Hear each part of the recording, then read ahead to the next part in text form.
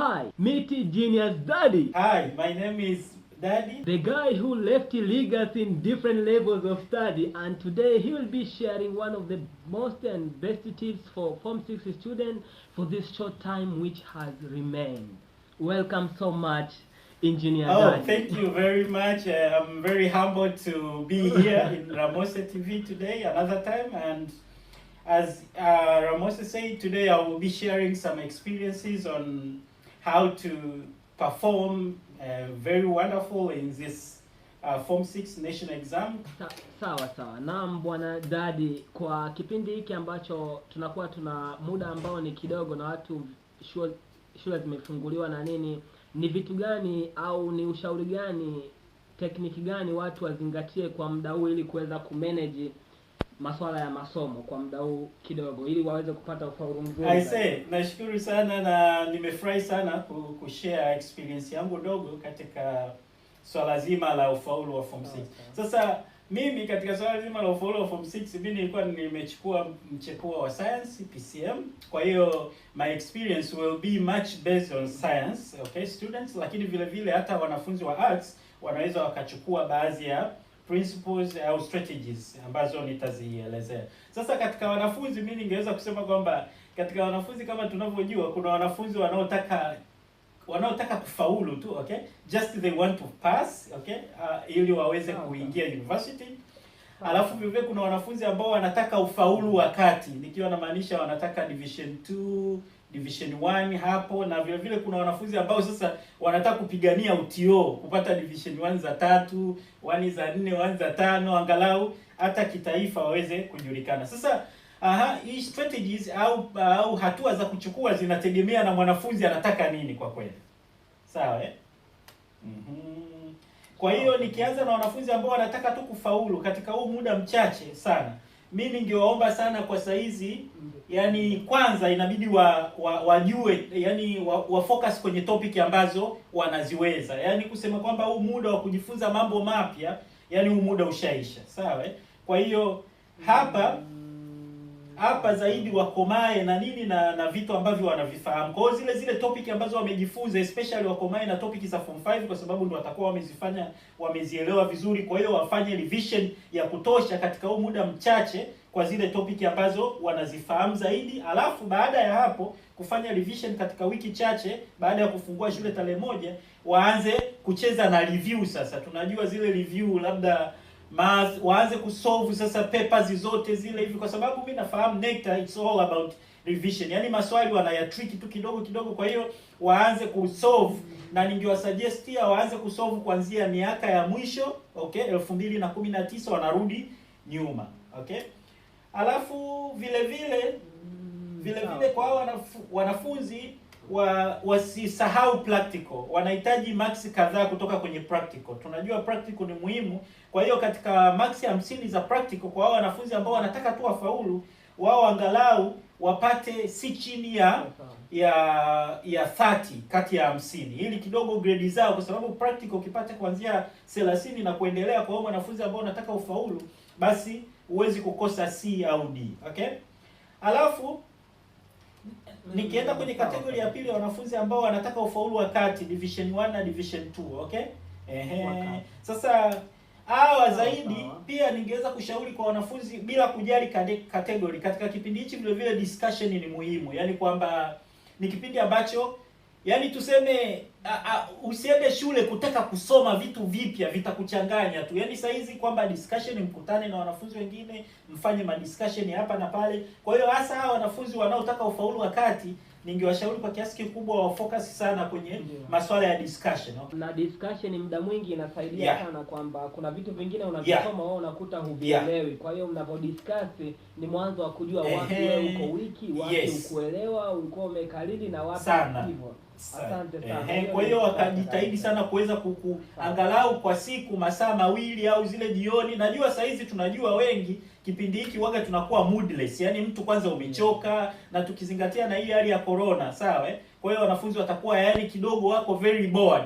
Kwa hiyo sasa kusoma ile individual tunaita msulipweke, aliyakuwa huko bored, inakuwa kidogo changamoto, sawa Kwa hiyo discussion itasaidia kumotivate kidogo, wakikutana kidogo wakasolve maswali, na ningewashauri watumie discussion kufanyeje, kusolve maswali. Yani wanaweka swali moja pale ili tunafanyeje, yani wasitumie discussion sasa kama kujadili topic au kusoma topic, inakuwa inachukua muda mwingi. Kwa hiyo unakuta discussion wakati mwingine zinakuwa hazisaidii, zinapoteza muda badala ya kusaidia, kwa sababu watu wanakuja pale wanaanza kudiscuss kwamba topic fulani sijui chemistry sijui, yani wanaanza kudiscuss notes. Sawa, sasa wasidiscuss notes, wadiscuss nini? Maswali. Yani kwamba ili utasolve vipi, maswali. Kwa sababu advance it's all about maswali. Kwa hiyo ningewashauri sana hao wanafunzi ambao wanataka ufaulu wakati wa focus, pia hata wale wanaotaka ufaulu wenyewe wa focus kwenye discussion kwa kiasi kikubwa. Sawa na ile maswali inakuwa inasaidia sana, kwa sababu kama inakuwa swali lipo mezani, watu mnakuta kila mtu ana technique mbalimbali ya kusoma. Wewe unaweza ukawaza kutumia njia ndefu, mwingine anawaza kutumia njia fupi. Wewe unawaza mpaka uanze na intro hivi, mwingine anajua anaanza hivi, point ya list hivi. Kwa hiyo inakuwa inasaidia sana. Asante sana. Na nashukuru sana kwa sababu na wewe ni katika manguli wale tunaoita watabe. Kwa hiyo unaelewa nini cha kufanya. Kwa hiyo kikubwa hicho. Alafu kitu kingine muhimu kuhusiana na psychology ya wanafunzi katika hiki kipindi kichache, yani wajitahidi sana wasiwe na stress, sawa Alafu wakienda shule, yani wapunguze ile kidogo kiasi cha kuwasiliana na nyumbani, yani kwa kiasi kikubwa, yani kidogo wawe stress free. Ili uweze kufanya vizuri katika hiki kipindi, inabidi wanafunzi wajitahidi sana wawe stress free, kwamba wasipige sana simu nyumbani, sijui hali ikoje, na tukizingatia kwa saizi hali ya corona na vitu kama hivyo. Kwa hiyo yani taarifa nyingi zitakuwa si nzuri. Kwa hiyo ili waweze kufanya brain zao ziwe vizuri, kwa hiyo wapunguze ile kiasi cha kuzungumza na nyumbani ili waweze kufocus zaidi kwenye masomo, tukizingatia saizi wana kipindi ambacho ni less than 2 months. Kwa hiyo wanaweza wakajitahidi wakafanya hivyo. Alafu pia kwa hao wanafunzi wenye ufaulu wa kati saizi vile vile wafocus sana kutafuta magaka, yani watafute possible, especially wakisikia prenecta za shule kubwa.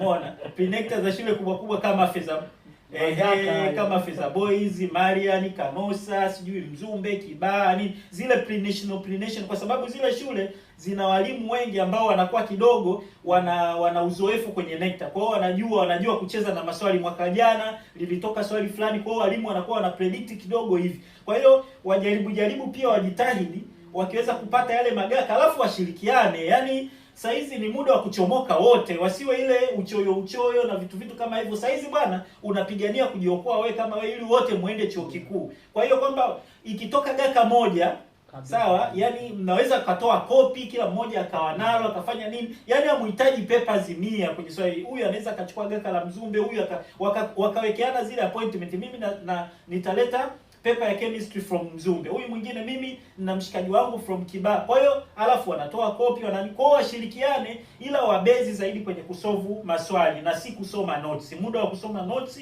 umeisha, yani kwamba muda wa kusoma notes umeisha. Nirudie tena hivyo. Na unakuta nini, walimu wengi ambao unakuta wa hizo shule kubwa, mara nyingine pia baadhi wanakuwa wana propose maswali kwenye mitihani ya sawa. Kwa unakuta pia kama hivyo ulivyosema kwamba wana experience, na wengine pia wana propose yani shule kama hizi za Boys, Mzumbe ulivyosema, Marian, wapi unakuta wapo kule. Kwa hiyo wanakuwa wanajua yani kama ile aliwezi kujirudia tena, hii itakuwa hivi na hivi, sawa.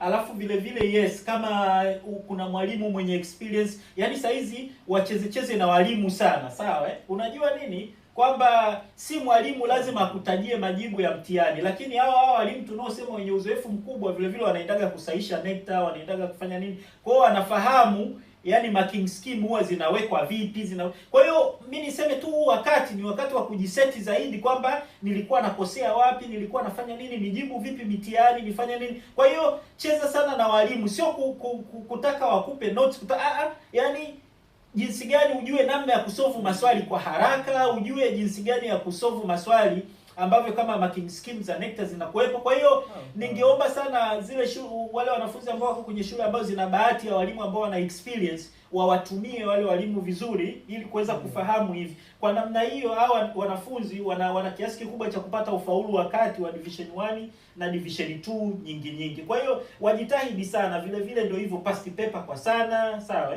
hizo pre-nectar za shule kubwa, lakini vile vile hao wasisahau kuhusiana na practical. Nikizungumzia wanafunzi wa science kwamba practical kwa wanafunzi ambao wanataka ufaulu wa division 1 na 2, angalau katika max 50 waanzie kupata, angalau wakifeli sana 35, 40 na wakiweza 50, kwa sababu practical kupata zote yani ni possible. Kupata 50 juu ya 50 ni possible. Kwa hiyo wajitahidi sana saizi kucheza na lab technician, kucheza na practical na nini. Kwa hiyo wasolve maswali huku wanacheza na lab. Hapa najua Tanzania kidogo kwenye lab kuna matatizo, lakini vile vile wajitahidi kwa namna, kwa sababu I say practical ni muhimu sana, kwa sababu unaweza ukapata 70 kwenye theory, sawa, alafu practical kaja ukapata labda 50, sawa, labda paper 1 ukapata 50, paper 2 ukapata 50, alafu na practical ukapata 50 au 40. Kwa hiyo unaweza ukajikuta una A aliyakuwa huku umepata 50 tu na hivyo. Kwa hiyo practical ukifanya vizuri na kupaisha sana. Vile vile na hata nini tuseme, ukasema ufaulu sana theory tu, labda huku upate 100, upate 90, labda upate 85, alafu practical uzingue upate chini ya 30 labda, I say inakushusha sana, sawa Kwa hiyo tujitahidi sana kubalance. Sasa hizi tujitahidi sana kubalance.